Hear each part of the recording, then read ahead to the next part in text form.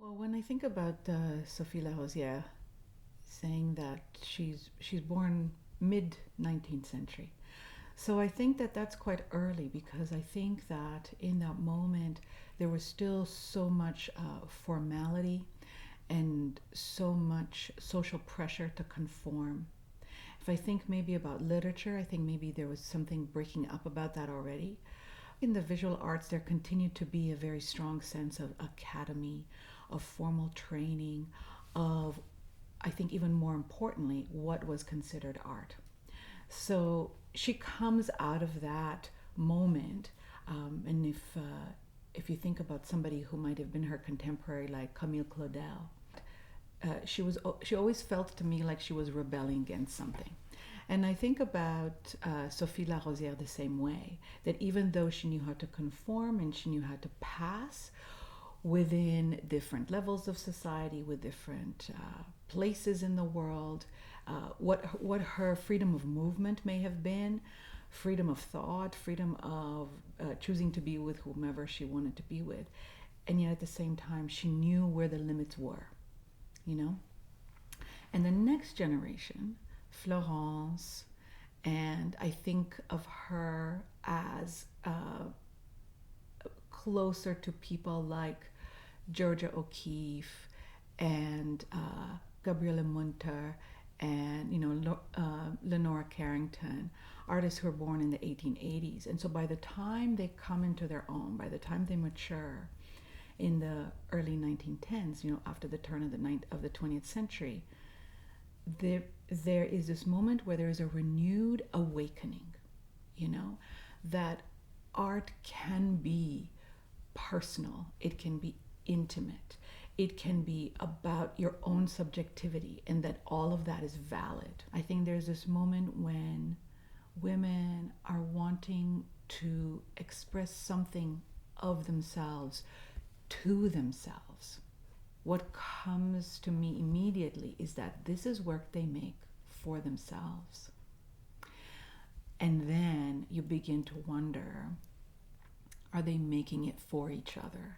Or are they making it for them to have a dialogue without words, a dialogue that's just pure expression, when they're making works together, or when they are taking turns making works, or when they're making works of their own experience with one another. So what is that impulse? What is that impulse that says, we must somehow express this externally, right? Like as opposed to simply know that you have it, simply know that you live it. It's possible that society sometimes accepts women living together in this way, in a much more innocent way. But then what happens behind closed doors is the opposite, when you look at the kind of, it's like their works to me feel ferocious, that there is something so intense that just must be expressed, that just must be made real in some kind, must be represented somehow, must be captured somehow, that it's not enough just to have it, but you actually have to remake it. And maybe in that remaking there's something as well between them, maybe something happens between them. When you think about representation of that very, very intimate, private, warm space between a woman's legs, right? So to make those casts in and of themselves also implies a touching that has occurred rather than just a looking, right? In the paintings, there's a looking and there's a knowing, but I think that in the cast, there's also that it's that evidence of the actual touching in that vulnerability and openness for that person whom you have invited in to let you do such a thing. Of course, they're portraits, right? They are absolutely unique representations of someone's very, very private space.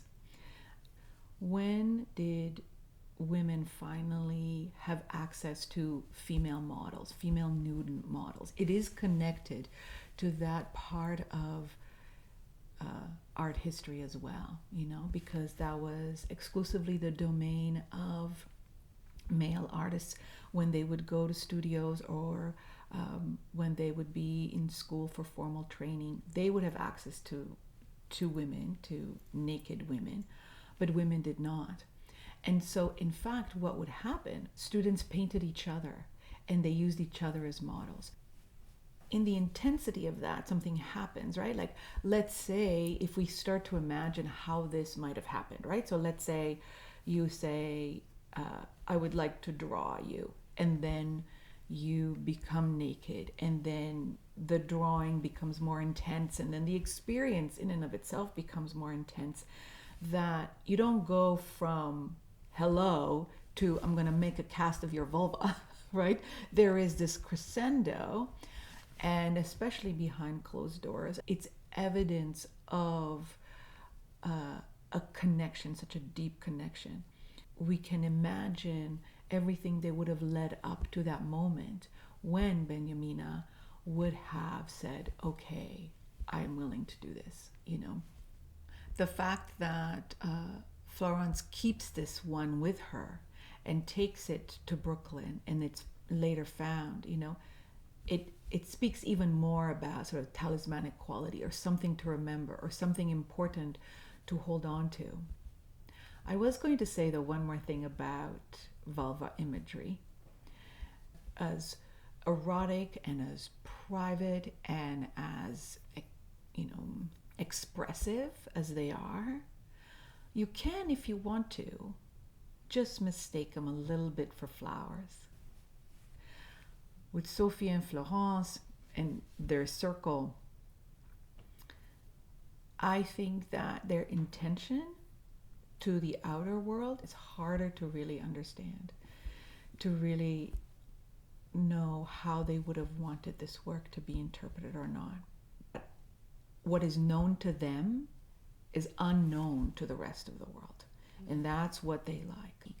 I look at Sophie and Florence's paintings, and they're either self-portraits or they're portraits of one another, or when the figures are all mingled together, that is also a self-portrait of the two of them as a couple. If you're not going to physically destroy it, but rather you're going to significantly alter it in these two phases, right? So you made a work and you were happy with it, and then you go back to it, and then you do something that obscures it. So to me, that is such an expression of intention, of deliberate intention. Either she can't look at them anymore, either she wants to hide something about it from herself, from the world, or simply she needs to close something, right? She deliberately altered these works, whether she altered the imagery or it's a transformation of a work, right? It's not a reworking of a work. So to layer it with all this wax, well, you still see through the X-ray, you see that there's something there. Mm-hmm. There is enough non-invasive stuff that we can do, If she made these works for herself, if she made these works for the two of them, if the two of them made the works together, we have enough evidence now to know that there was something underneath these paintings. We have enough evidence to know that these paintings meant a lot. We have enough evidence to know that there's something that they didn't want us to know.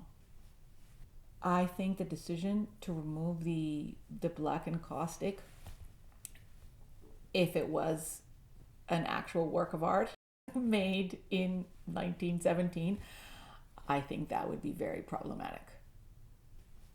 We cannot know how the experiences that Florence had with all of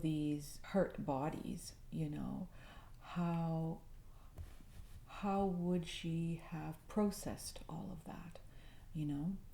And when I think about Florence's paintings, I think of them more in the tradition of drawing rather than to think about them necessarily as abstract. So there's a kind of way in which she is marking something, you know, in these well, they're very sensuous lines. She paints such raw red on them that is almost as though you just have flesh open up, you know, in various stages, either of decay or pain or alive or dead. You can't tell, right? They're so, and the texture in and of themselves, they feel so fleshy,